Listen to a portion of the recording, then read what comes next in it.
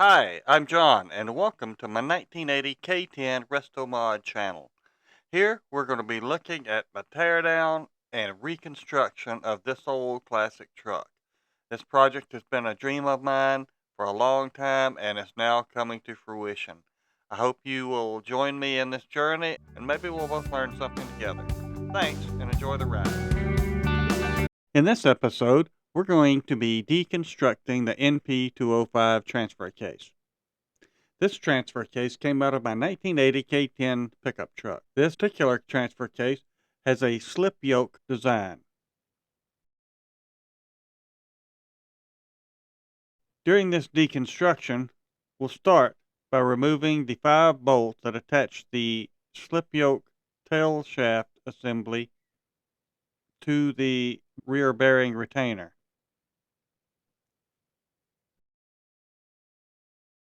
We'll speed this up a little so you don't have to endure too much boredom. After we remove the 5 bolts, which are, by the way, 9/16, 3/8 16 threads, about 1 inch long. After we remove the 5 bolts, we'll just give a little bump to the slip yoke tail shaft assembly, and it will pop right off. All right, at this point, we're going to be removing the speedometer housing. I think that's what it's called. I've not been able to find this part on a diagram. So after we remove the speedometer housing, we'll turn our attention to the 4-wheel drive indicator light switch, which sits on top of a detent spring and a detent ball. Basically, it just disconnect this, loosen it up, it'll pull right out. Then we take a little magnet, pop it in the hole, and pull out the spring. And we follow that up by finding the ball and pulling it out. And now we'll turn our attention to the other detent spring and ball. We remove the cap, then we use our little magnet to pull the spring out and go back and get the little ball as well. Now we're going to be removing the front bearing retainer. This is a 3/8 16 threaded 1 to 1 1/4 inch long bolt, 9/16 head. One thing to note on this front bearing retainer is the oil hole shown here. This needs to be lined up with a groove in the bearing retaining cover. Now we'll be returning to the rear bearing retainer. Here, we're pulling off the vent tube. This is a press-in type vent tube. It had a rubber hose that extended the vent tube away from the transfer case. Here we're going to be removing the rear bearing retainer housing.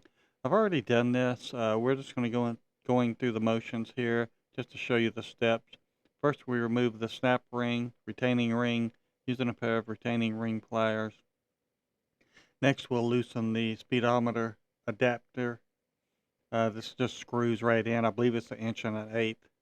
And next, after that, we'll remove the vent tube. It's just kind of a press-in, push-in plug. These 2 items, the speedometer adapter and the vent tube, are keep 2 bolts captive.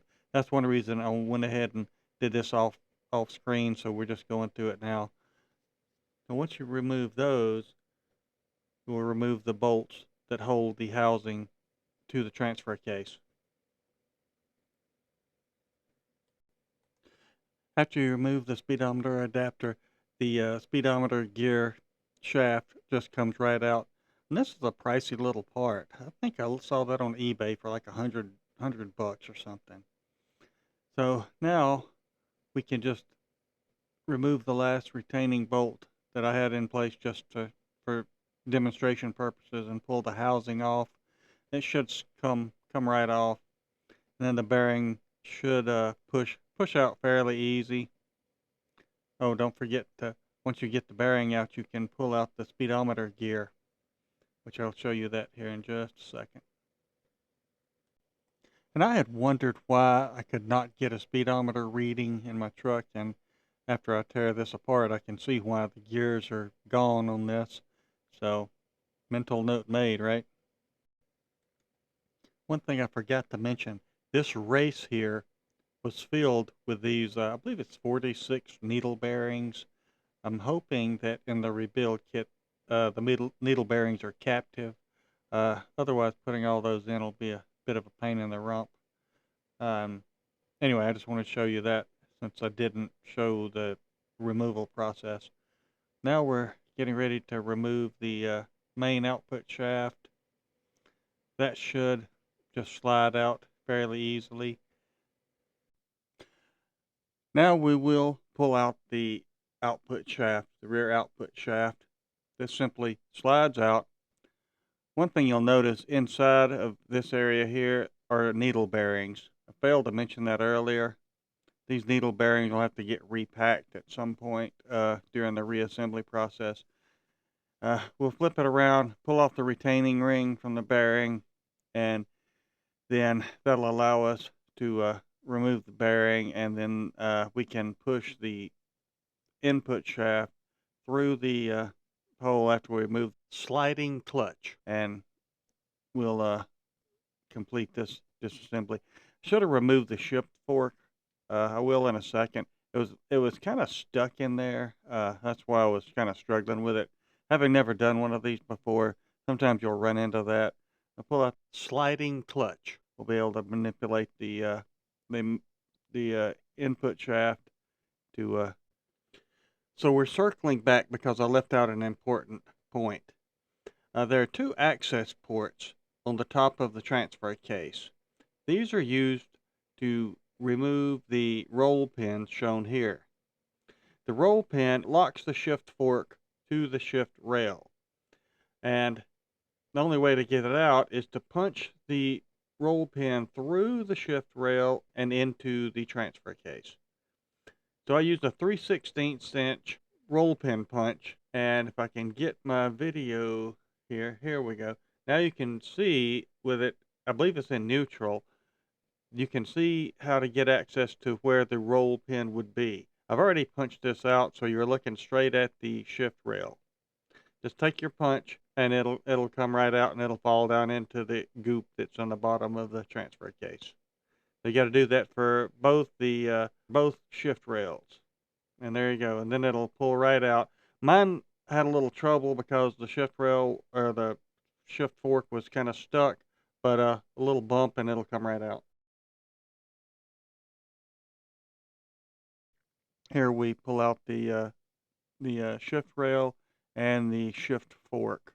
You'll notice that the the larger end faces towards the front of the transfer case. We'll inspect all the parts. I'll be doing a two-stick modification to these rails, so we'll be taking them over to the milling machine or the grinder at some point. You want to inspect all the parts again. Make sure the bearings are smooth. Just look at the synchros, also known as a sliding clutch. Look at the teeth, make sure they're all intact. Uh, and if they're all good, then you'll just be able to reassemble it with the supplied bearings in your rebuild kit. Here I'm just checking the freeness of the gear. You can pull that gear off. Uh, it's a bit of a pain because the snap ring is super tight.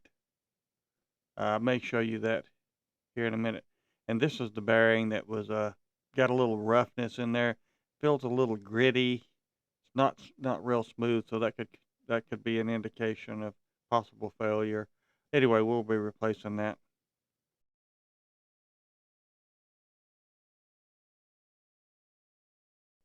So now we'll be turning our attention to the front output shaft bearing retainer. This cover plate has 2, 4, 6, 8, has 8 bolts. These are 9/16 head, 3/8 thread, about I want to say, inch long. Many of these holes are through into the transfer case, so these need sealing on them. Not all of them, but most of them. After we remove these bolts, we'll remove the cover. It takes a little bit of work to get the cover off. We bump the shaft from the front, and then we can see here, we can get it loose. It's got a lip that holds it in place, so just trying to hammer on it's not going to do any good. So we pull that cover off. That'll give us access to the front output shaft. Here we're looking at the needle bearings. These are captive in the cover plate. One thing about this cover plate is there is a oiling hole at the top. It needs to be lined up with the cover. It has an indentation for it, as I point out here. Those need to mesh together. During the reassembly, here we're just positioning just to show you. Now we'll be trying to remove the front output shaft and the gears. These can be a bit of a pain. We'll start by trying to get the snap ring off using a pair of retaining ring pliers. And as you can see, it pops literally right off. Sometimes it's not that easy, so be aware. We'll speed through this. Have to loosen this up by kind of bumping and pushing from the front. And eventually, if you're lucky, well, when you're lucky enough, you'll get this loosened up. As you can see here, we get it broken up apart, disengaged, and then we can pull the output shaft and the gears out. And now all the needle bearings fell out, which surprised me a great deal. I didn't realize there were this many. There's 64 needle bearings in there. And I don't know how we'll get them back in, but we will. So at this point, we're just removing the shift fork and the synchro and trying to visualize and remember how these parts all mesh together. Doing a little bit more of an inspection, dropping out a few more needle bearings, and then we'll go and move on to the next phase of the disassembly.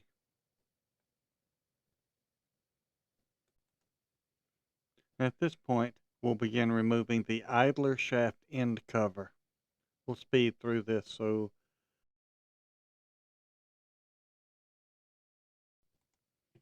a hammer and a screwdriver is all it takes to knock the end cover loose. Once you remove that, if you're lucky as I am, you'll immediately find a piece of metal. I thought it was a piece of plastic at first, but I had to go get my trusty magnet just to make sure. And sure enough, it sticks. So as you can see, if I can get this a little clearer, a little piece of metal. I've yet to figure out where it came from. So once we bump the idler shaft nut, uh, it should poke through, and as you can see here, poke through, and you'll be able to tap it with a piece of brass or aluminum. Here I'm using a piece of aluminum. Tap the shaft from the front end, and you can get a grip on it. You'll lift up the idler gear, and the shaft should slide right out without much effort. Give it a quick inspection. Put the nut back on it and washer and set it aside till we get ready to clean it all up. All right, so now we'll turn our attention to getting the idler gear out. We'll do a little cleanup first. Idler gear comes out, excuse me, relatively easily. A little bit messy, but it'll come out, no worries. You just have to give it a little coaxing. I guess that's a good word.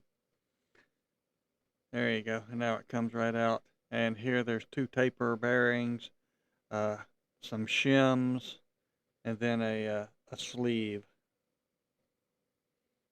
Right now I'm just making sure to get all of the whatever cruddly I can get out of it. a shift rail interlock pin. So there's two of these pins, one for the front wheel drive section and then one for the rear wheel. And these work in conjunction with the shift rails to prevent you from shifting into low in the front and high in the rear, or vice versa. And here we're just looking at the gears that are, or I'm sorry, the bearings that came out, one of the little shims. So fairly straightforward. There's the sleeve that I'd mentioned. What is that called? That is actually 65 is the idler gear bearing spacer. It's the technical term. I try to use the technical terms even though I'm not real good at it. So anyway, that's about it for this little teardown. I think we've just about got it. Here we're just double checking a couple of the bearings. This one seems a little crusty, kind of rough in there. Those will be replaced anyway. But I just like checking, uh, just in case, you know. So you got two taper bearings, one on either end of the idler gear, shims usually on one side, and then the sleeve. And so we're practically done. I forgot to show you this. This is just taking off the PTO cover. Uh, Same bolts, 9/16, 1 inch. When I pulled this off, I had a little tag. My transfer case did not have a tag on the front or the rear, but this was on the PTO cover. I'm guessing it just indicates a 1979 model NP205. I don't know what the other numbers are. Never seen one like that, but anyway, thought that was kind of cool. There you go. So if you know what it is, leave me a comment and I'll appreciate it.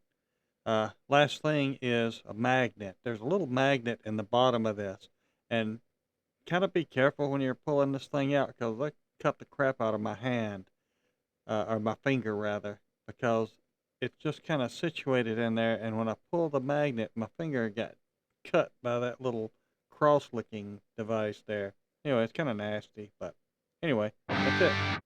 Tear down.